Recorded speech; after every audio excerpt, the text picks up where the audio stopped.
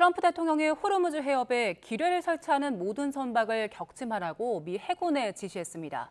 또 이란과 종전 협상을 할 때까지 미국의 해협 봉쇄를 이어가겠다면서 거듭 밝혔는데요. 중동 상황 두 분과 함께 진단해 보겠습니다. 백승훈 한국외대 중동연구소 전임연구원, 주원 현대경제연구원 연구본부장과 함께합니다. 어서 오세요. 안녕하십니까. 네. 일단 지금 호르무즈 해협 상황부터 짚어봐야 될 것 같은데 미국도 또 이란도 호르무즈 해협에 대한 봉쇄 수위 점점 더 높여가는 것 같습니다. 맞습니다. 어떻습니까? 지금 이란이나 미국이 둘 다 지금 호르무즈 통제권은 우리가 주고 있다라고 이야기를 하면서 계속 이 공세 수위를 올려가고 있는데요. 이란 입장에서는 이 통제권을 우리가 쥐고 있다라고 해야 되는 것이 이제 향후에 만약에 벌어진다면 휴전 협상에서 자신들의 최고의 그 지렛대가 되거든요. 이걸 통해서 이란은 경제 유인을 많이 받아야 되는데 통제권을 다 놓쳤다. 그리고 미국이 통제권을 쥐고 있다 그러면 이란 입장에서는 경제 유인을 받기 위해서 사용해야 되는 그 협상력을 하나 잃게 되는 겁니다. 그러니까 이란 입장에서는 아니다. 호르무즈 항행의 통제권 그리고 이런 것들은 우리가 아직 이란이 갖고 있다는 걸 보여주는 거고 미국 입장에서는 그 협상장에 가서 이 유인을 낮추려고 한다면 경제적 유인 주는 걸 낮추려고 그러면 아니다. 예. 통제권은 내가 주고 있는데 무슨 소리냐 이렇게 해서 이게 지금 치킨 게임 양상으로 지금 가고 있는 그렇게 보시면 될 것 같습니다. 예, 일단 양측 모두 호르무즈 해협에 대한 통제권을 주장을 하고 있는 상황인데 트럼프 대통령이 기자들과 그 질의응답에서 했던 얘기 보니까 이란 상대로 핵무기 쓰지 않겠다. 이미 초토화를 했는데 뭐하러 쓰겠냐라고 얘기를 하고 있는데 미국은 그렇지만 또 바로 옆에 있는 그 이스라엘 입장은 좀 다를 것 같은데 어떻습니까? 이스라엘은 계속 이야기는 하고 있죠. 저 전략 핵을 사용할 수도 있다라고 얘기는 그러니까 제대로 공식적으로 얘기하는 예. 건 흘린데 문제는 이겁니다. 이스라엘은 예. 핵을 자기네들이 선언한 국가가 아닙니다. 그러니까 NCND 자기네들이 핵을 가졌다고 얘기도 안 하고 핵을 가지지 않았다고 얘기를 하고 그리고 만약에 핵을 사용하는 순간 되게 웃기는 일이 벌어집니다. 왜냐하면 지금 이란이 핵무기를 가지는 게 위협이기 때문에 지금 이 모든 전쟁을 벌였지 않습니까? 예. 근데 당신들은 갖고 있죠. 그리고 어느 국제 기구나 IAEA나 NPT에 들어가 있지도 않고요. 그래서 예. 어떻게 보면 이스라엘 입장에서는 핵무기를 사용한다는 것은 이란을 끝내겠다는 목적으로 사용할 수는 있는데 이스라엘 입장에서도 상당히 부담이 큰 겁니다. 왜냐하면 이스라엘은 지금 자기네들이 NPT, 그다음 IAEA와 들어와 있지도 않거든요. 근데 그런 국가가 이 IAEA 그러니까 국제 핵 원자력 기구에 들어와서 그래도 나름 그 조치를 따르고 있던 국가들을 핵무기로 공격을 하고 이렇게 한다. 그것은 어떻게 보면 이스라엘은 아마 도덕적 우위들 그리고 여태까지 그 전 세계 국가가 홀로코스트 때문에 갖고 있던 부채의식을 한 번에 날려버리는 행위일 거기 때문에 예. 이스라엘은 아마 가츠나 그 강경파들은 전술핵도 사용할 수 있다라는 것들을 이야기 안에서는 생각 고려해보고 있겠지만 사용하는 순간 이란은 지금 자기네들이 쌓아왔던 여러 가지 정치 외교적 자산이 다 날아가는 것이기 때문에 아마 사용하기는 쉽지 않을 것이다. 저는 그렇게 보고 있습니다. 예, 우리 트럼프 대통령 역시 미국 아닌 누구도 핵무기를 사용해서 안 된다라고 명확히 밝혔기 때문에 이 부분을 또 이스라엘에서 고려할 수밖에 없을 것 같고요. 맞습니다. 지금 호르무즈 해협이 사실상 마비가 다시 된 상황이기 때문에 뉴욕 증시도 영향을 받은 것 같습니다. 모두 하락 마감했더라고요.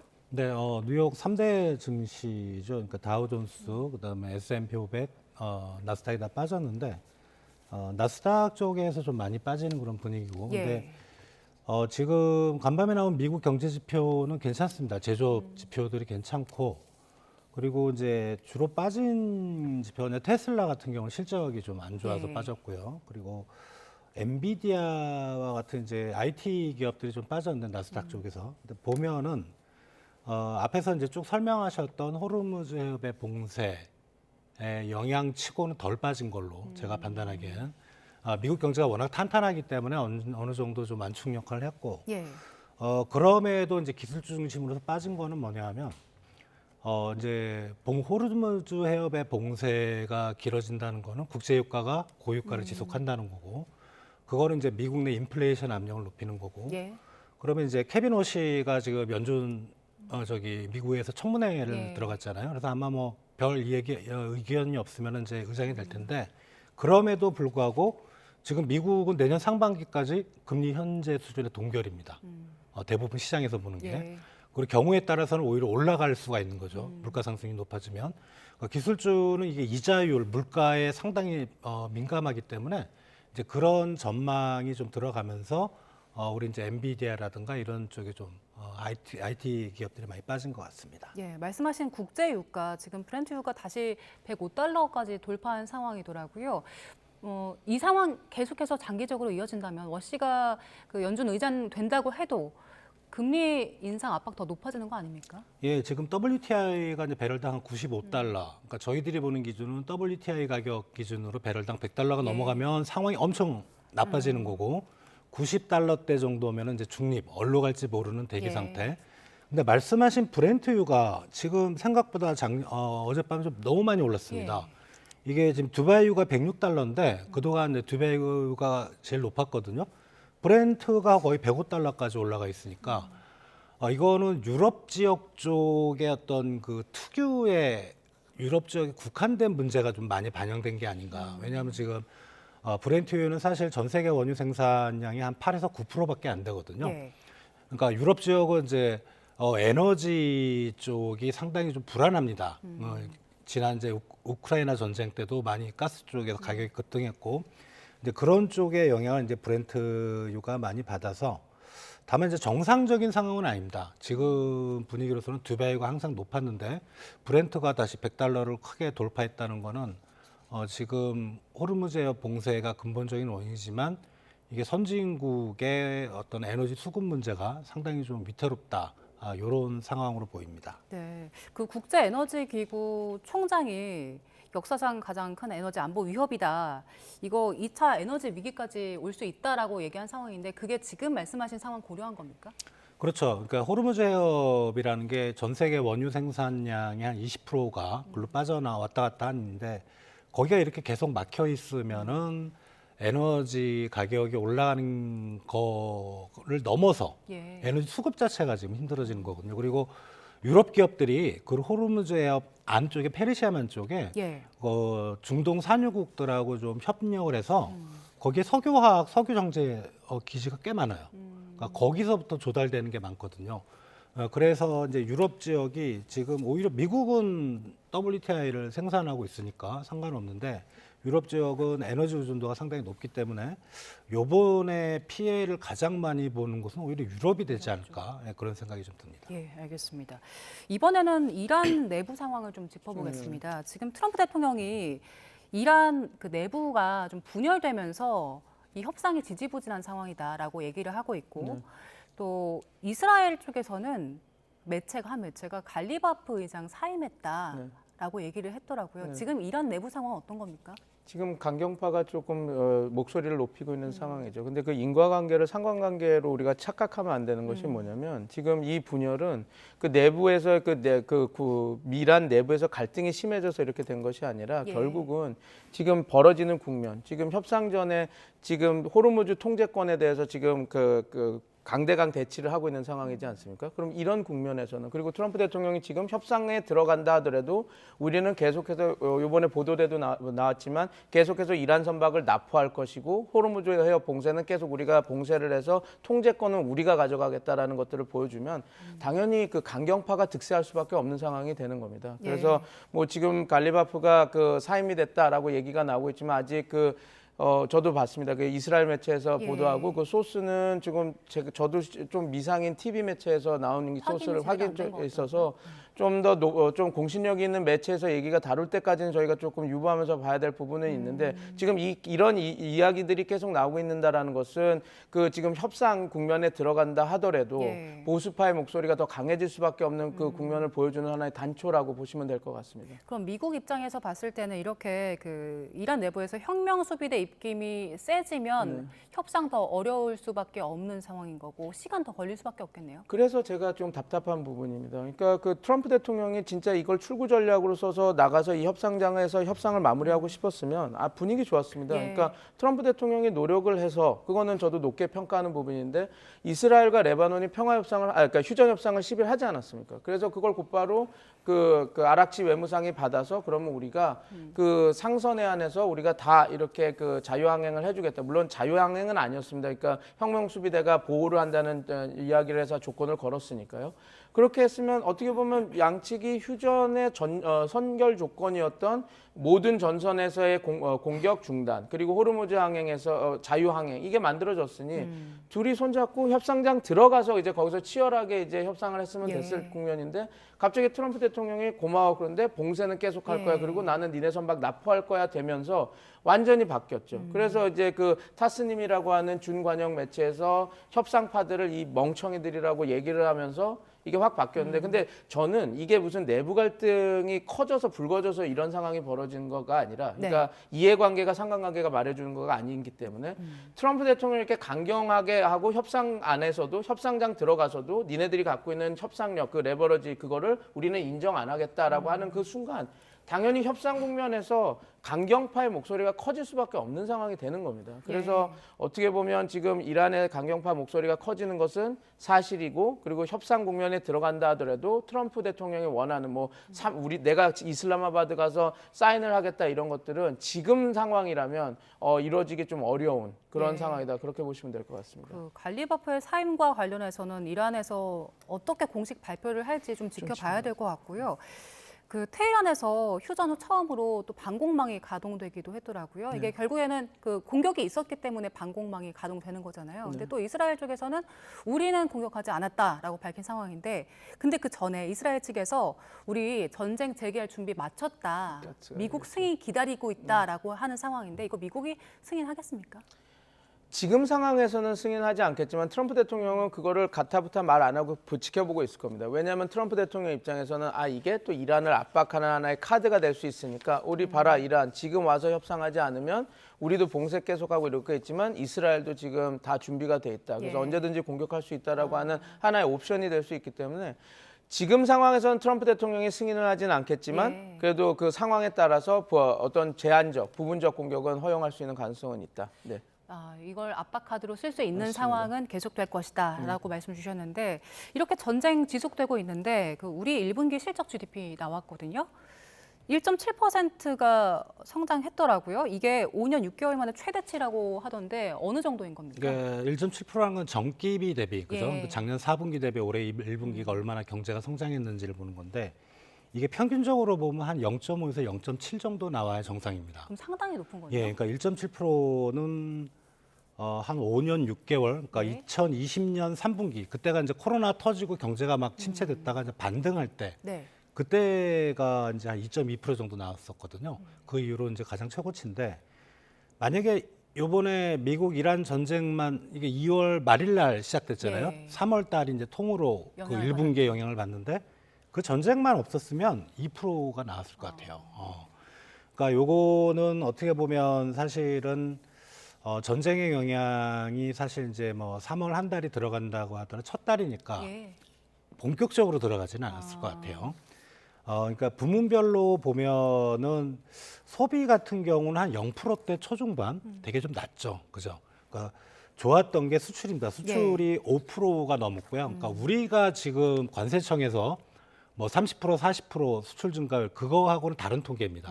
그거는 그냥 명목상 들어오는 통계고 이거는 실제로 어떻게 보면 물량 기준이라고 보시면 되는데 실제적인 수출 경기라고 보시면 되는데 5%가 늘었고 그러니까 수출이 늘면은 같이 따라 느는 게 우리 수출이라는 건 제조업이니까 제조업의 설비 투자도 같이 늘어요. 설비 투자가 4.8% 정도 1분기에 늘어서 이런 부분들이 이제 1분기의 경제 성장률을 상당히 높였을 것 같은데 다만 이게 전기비 기준이잖아요. 그죠? 1분기가 이렇게 높았다면 자, 2분기는 이제 미국 이란 전쟁 효과도 들어가고 1분기가 너무 높으니까 이제 떨어지는 효과도 있죠.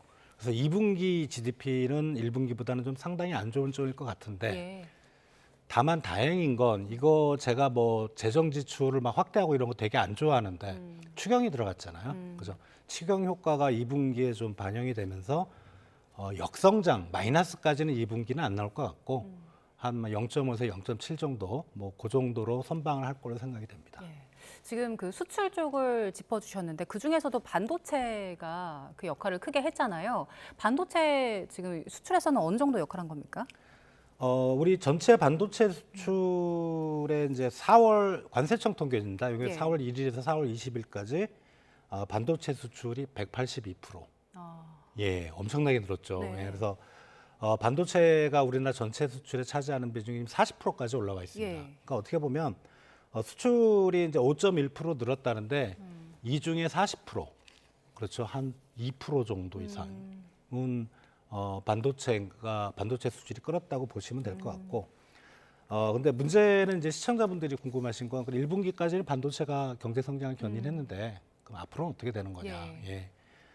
앞으로에 대해서도 지금 시장의 시각은 그렇게 부정적인 시각은 없습니다.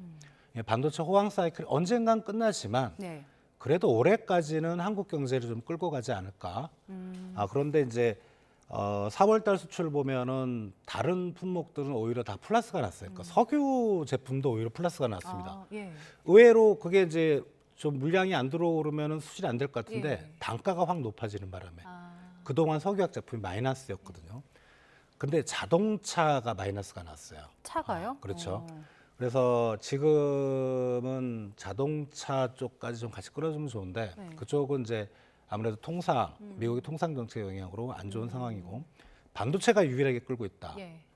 거꾸로 말하면 반도체가 꺾이면 수출이건 경제 성장률이건 추락할 수 있다. 이렇게 해석을 하시면 될 것 같습니다. 유일하게 끌고 있는 게 반도체라고 말씀 주셨는데 지금 우려되는 것 중에 하나가 그 삼성전자 노조가 예고한 총파업이거든요. 이거 영업이익 15% 정도 성과급을 안 주면 다음 달 총파업할 수도 있다 이렇게 예고를 해놓은 상황인데 그럼 이거는 경제에 어느 정도 영향 줄까요? 반도체가 생산을 안 하면 지금 보면은 이제 우리 메모리 반도체는 거의 우리나라 기업들이 독식을 하고 있기 때문에 거기서 생산을 끊는다.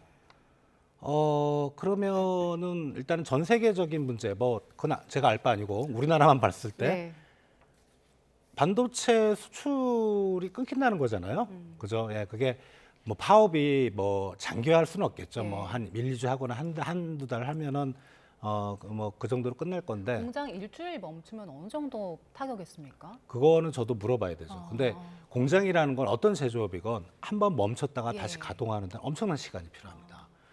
왜냐하면 이제 중단했다 가동할 때는 이게 기계라는 게 한번 또 작동을 하면 이게 불량률도 체크를 해봐야 되고 점검해야 될 시간이 많기 때문에 그러면은 지금 수출 경기 꺾이고 우리나라 경제 성장률 아까 반도체가 끌고 갔다 그랬잖아요. 반도체가 생산이 안 되면 꺾이는 거죠. 그래서 한국 경제 전체로 보면 상당히 좀 우려스러운 그런 부분이긴 합니다. 네, 일단 성장 짚어봤을 때는 그래도 긍정적이었는데 이게 그 소비자들이 체감하기는 어려운 것 같아요. 소비 심리 지수 99점인데 기준선이 100이니까 그거보다 낮은 거잖아요. 예. 보니까 그 계엄 그 이후로 가장 낮은 거라면서요? 계엄 이후로는 아니고요. 예. 작년 초에 그거보다 훨씬 낮았던 적이 있었고 그리고 그때가 이제 계엄이 터지고 탄핵할 때 예. 이제 그때만큼 이제 나쁜 순간이긴 한데 99포인트가 그렇게 아주 나쁜 상황은 아닙니다. 그렇습니까? 예, 100포인트에서 좀 밑으로 빠지는 거고 제 생각에는 이게 전쟁 중에 이제 서베이가 되는 거거든요. 국민들 한 몇천 명 정도 모아서 그거 치고는 덜 빠졌다. 저는 한 80포인트대까지 빠질 줄 알았는데 선방한 겁니까? 예, 이 정도면 선방을 한 것 같고 그리고 실제로는 이제 언론에서 들려오는 이제 호르무즈 해협의 위기 이런 것들이 소비자들한테 많이 좀 심리 위축 영향을 미쳤겠지만 지금 그리고 이제 나프타 사태라든가 근데 실제로 마트를 가보면 네. 우리가 물건이 없어서 못 사는 경우는 없어요. 예. 예. 생각보다는. 아직은 없어요. 그러니까 군데 보면은 이제 일부 석유화학 제품에 재고가 없거나 원료가 없거나 이런 건 뉴스를 통해서 우리가 접하는데 실제로 우리가 소비를 못할 정도의 어떤 수급 위기 상황은 아닌 것 같고 다만 가격들은 많이 올랐죠. 예. 그런 상황이라고 이제 아마 느끼시는 것 같아서 근데 이게 상황이 더 악화되면 더 낮아질 수는 있겠죠. 예. 그러니까 지금까지는 99.2포인트는 제 기준에서는 그래도 생각보다 선방했다. 예, 그런 생각이 좀 듭니다. 아직은 전쟁의 여파가 그렇게까지 크게 미치지 않지만 이게 길어지면 또 어떻게 반영이 될지 좀 지켜봐야 되는 상황인데요. 이런 상황에서 트럼프 대통령 시간은 이런 편이 아니다 이런 얘기를 또 했더라고요. 그러니까 나에게는 무한한 시간이 있다. 나는 압박을 느끼지 않는다라는 이야기를 했는데 근데 지금 상황 보면 트럼프 대통령이 5월 1일까지는 전쟁을 마쳐야 되는 상황이 아닙니까? 네, 전쟁법 때문에 그런데요. 예. 미국 대통령이 전쟁을 자기 임의대로 할 수 있는 총 기간이 60일입니다. 예. 그 60일이 지나기 전까지 의회 승인을 받지 않으면 더 연장할 수도 없고 연장하길 원한다 하더라도 아마 지금 30일 정도밖에 더 못 받을 것 같은데, 근데 문제는 이런 것 같습니다. 트럼프 대통령은 지금 자기의 그 방어 논리는 이건 전쟁이 아니다, 이건 군사작전이었다 이렇게 이야기를 하고 있거든요. 그래서 지금 계속해서 자기네들은 전쟁이 아니었다고 이야기를 하고 있고, 그리고 지금 어찌되었건 공화당 국회의원 수가 더 많은 상황이기 때문에 계속 부결이 되고 있습니다. 예. 그러니까 지금 물론 이제 그 상황이 민주당에서는 계속해서 이제 계속 이 법안을 계속 올리겠다라고 얘기는 하고 있죠. 그런데 이 부분은 분명히 있을 것 같습니다. 5월 1일 전까지는 대통령이 사용할 수 있는 기간이기 때문에 조금 그런 압박이 오더라도 할 수 있지만 5월 1일이 지나가는 이후에 협상이 진전이 없고 지금 특히 이란 핵 부분, 이 네. 전쟁의 시작이 이란 핵 아니었습니까? 트럼프 대통령이 공언한 대로 이란 핵이 불능화된 것도 아니고, 그다음에 뭐 농축 우라늄을 빼오지도 못하고 그런 상황이 유지되면서 전쟁이 군사 작전이라도 뭐 트럼프 대통령의 말을 100% 받아서 군사 작전이 계속 진행이 된다고 한다면 아마 계속해서 공화당이 이걸 의제로 올리고 그러면 언론에서 다 받을 겁니다. 지금 명분도 없고 성과도 없는데 왜 이 군사작전을 계속 이렇게 하고 있고 계속 그런 질문들과 의문들, 그리고 네. 이 전쟁은 옳았나 말았나 계속 그런 식으로 만들어진다면 트럼프 대통령이 받을 정치적 압박은 커질 수밖에 없는 것이죠. 그래서 트럼프 대통령은 뭐 지금은 시간은 내 편이다, 나는 끄떡없다 이렇게 얘기를 하고 있지만 그럴 수 있는 분위기가 아니고 지금 앵커님 말씀해 주신 대로 지금 유가가 올라가고 있지 않습니까? 예. 그리고 지금 그 이란이 성공적으로 그 모기함대 전략을 통해서 호르무즈 해협 안쪽만뿐만 아니라 바깥쪽 오만 해협까지도 자기네들이 나포나 봉쇄를 탄탄히 할 수 있다는 걸 보여주면 보여줄수록 이제 유가도 계속 올라갈 수밖에 없는 국면이 만들어질 겁니다. 그렇게 되면 트럼프 대통령 입장에서는 아무리 자기가 나는 중간 선거 신경 안 쓴다 이렇게 얘기를 하더라도 그러니까 트럼프 행정부는 그렇게 얘기할 수 있어도 네. 공화당에서는 그렇게 느끼지 않을 겁니다. 중간 선거는 국회의원들 입장에서는 자기네들한테는 중요한 선거가 될 수밖에 없으니까요. 그래서 아마 트럼프 대통령은 말은 지금 협상 국면 전에 좀 여유롭게 하고 니네들이 더 힘들지 않냐고 이렇게 계속 보여주고 있는 것 같은데, 제가 볼 때는 트럼프 대통령 그리고 미국 행정부도 마냥 지금 시간이 자기 편인 거는 아니기 때문에 지금 트럼프 대통령의 그 발언은 좀 우리가 좀 뒤에 행간을 좀 맥락을 좀 살펴봐야 될 필요가 있다. 좀 그렇게 보고 있습니다. 예, 이대로 더 끌면 진짜 공화당 쪽에서도 조금 더 큰 목소리 나올 수도 있을 것 같은데 이란도 이 상황을 보고 있을 거잖아요. 맞습니다. 이란은 시간 끌면 끌수록 유리하겠네요. 지금 상황에서 그렇습니다. 근데 이 문제가 있습니다. 예. 이란은 가장 두려워하는 것이 미국이 이런 상황에서 그냥 나가는 것을 제일 두려워합니다. 그냥 나가버리고. 그냥 협상하지 않고. 왜냐하면 이란은 지금 협상을 해서 경제적 유인을 최대한 받아내야지 살아갈 수 있는 구조거든요. 뭐 시청자 여러분도 다 알겠지만 12월, 1월에 이란은 경제 위기 때문에 한번 휘청하고 망할 뻔했는데 이 2월, 3월 거의 50일, 60일 되는 이 전쟁을 통해서 예. 여러 가지 민간 인프라 시설까지 다 생산 시설 다 이제 공격을 당한 상태고 석유 시설도 많이 지금 문제가 되는 상태입니다. 그리고 미국이 지금 여기서 협상을 하지 않고 나가서 경제 제재만 계속하면서 또 경제 압박을 한다면 이란 입장에서는 지금 전후 복구도 해야 되고 그리고 여러 가지 돈이 필요한 상황에서 지금 혁명 수비대 군인들한테 월급도 못 주는 상황이라고 하고 있거든요. 돈이 필요한 상황이기 때문에 이란도 마냥 지금 단기적으로 버티는 힘으로 볼 때는 트럼프 대통령보다 힘은 있습니다. 그러나 중기 장기로 봤을 때는 어떻게든 이 협상장에서 자기네들의 경제 유인을 많이 받아내지 않으면 자기네들도 유리한 상황이 아니고 더 나아가서는 정권 교체 아니면 또다시 시민 봉기가 일어날 수 있는 상황에 직면할 수도 있어서 양측이 그렇게 나는 여유롭다 이렇게 얘기하기는 좀 쉽지 않은 상황. 그러니까 지금 치킨 게임이 지금 양측에서 벌어지고 있다라고 보시면 될 것 같습니다. 네. 그럼 양측 모두 일단 협상이 절실한 상황이 맞는 거긴 한데 네. 이 협상을 성사되게 할 촉발제 매개체가 뭐가 될까요? 저는 간단하다고 봅니다. 지금 호르무즈 봉쇄한 이거를 서로 이제 합의를 해서 이제 협상 기간 동안 풀자 하면 들어가면 될 것 같습니다. 그래서 저도 지금 약간 긍정적으로 어제부터 좀 생각해서 보는 게 지금 이란도 호르무즈 봉쇄 고조를 최고조로 올리고 있지 않습니까? 미국도 지금 약간 올리고 있습니다. 납포를 하면서 어느 순간에 그러면 우리가 협상에 들어가면 협상 기간 동안에는 우리가 요거를 좀 풀고 들어가자라고 하고 하면 어느 정도 협상에 들어갈 수 있는 부분도 있어서 지금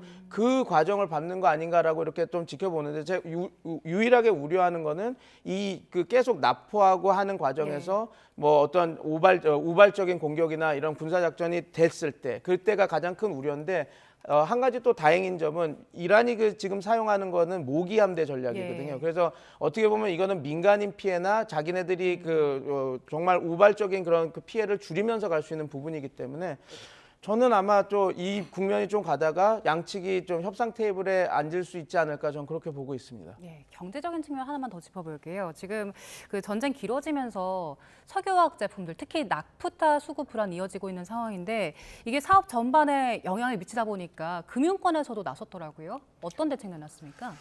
우리 이제 그 나프타를 우리나라도 생산하지만은 수입에 많이 의존하거든요. 이제 수입을 할 때는 우리나라 국내 기업이 이제 수입을 하는 기업이 있고 해외 기업이 수출하는 기업이 있을 거 아니에요.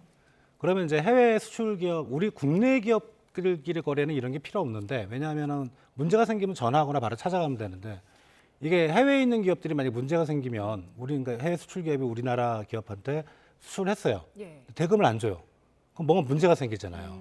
이럴 때 필요한 게 이제 신용장이라고 레럴 오브 크레딧이라고 그런 거를 우리 금융기관이 보증을 해서 나프타를 수출하는 해외 기업한테 보내줘야 됩니다. 그게 이제 신용장의 그 소요 기간, 그 행정 절차가 보통 6주 정도 걸리는데 요거를 이제 금융권에서 빨리빨리 이제 간이 실사를 해서 근데 이거 기간을 단축하면은 문제도 생기고 그러면 그 담당하는 은행 직원이 책임을 져야 되잖아요. 그럼 면책 특권도 주고 그래서 3주까지 당기겠다는 거거든요. 근데 두 가지를 말씀을 드리는데 우리가 나프타가 좀 모자르긴 많이 모자른 것 같습니다. 그리고 두 번째는 지금 나프타를 수입해 올 때가 과연 있을까?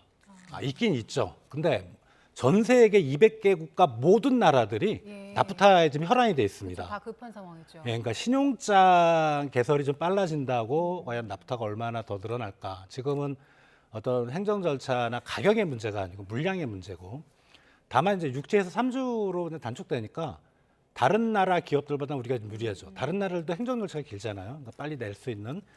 그렇지만 이제 산업부나 이제 뭐 금융감독원 쪽에서 이런 얘기를 하는 거는 뭐냐 하면 뭐 실제적인 효과도 중요하지만 어떤 대국민 메시지라고 할까요? 정부 부처가 이 부분 신경 쓰고 있다. 이런 거를 통해서 어떤 국민들의 불안감을 좀 낮춰주는 그런 효과를 오히려 좀 기대를 하는 것 같습니다. 일단 뭐 정부 산업계 할 수 있는 건 다 해보자라고 나선 상황인 건데 호르무즈 해협 둘러싼 긴장 여전히 높은 상황이고요. 하지만 대화의 여지도 여전히 남아있는 상황이기 때문에 계속해서 지켜봐야 될 것 같습니다. 지금까지 백승훈 한국외대 중동연구소 전임연구원, 주원 현대경제원 현대경제연구원 연구본부장 두 분과 함께했습니다. 고맙습니다.